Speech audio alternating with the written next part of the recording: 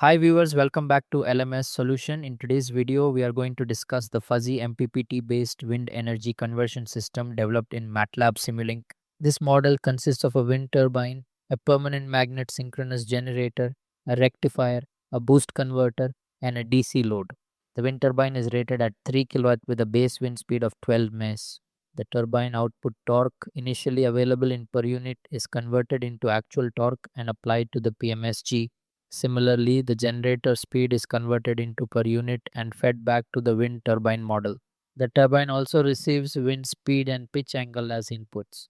In this simulation, the wind speed is kept at 12 ms initially and changed to 8 ms after 2 seconds to observe system performance under varying conditions.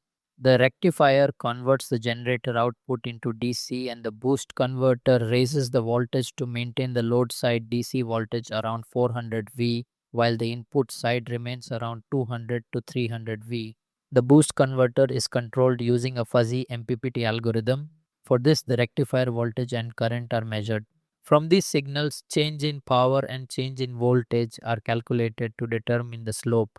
Then error and change in error are derived and given as inputs to the fuzzy controller.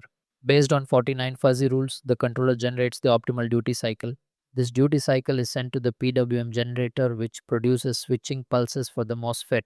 From the simulation results, at 12 ms, the system extracts nearly 3 kW after the wind speed drops to 8 ms. The generated voltage, current, and output power reduce, and the extracted power becomes about 2.2 kilo.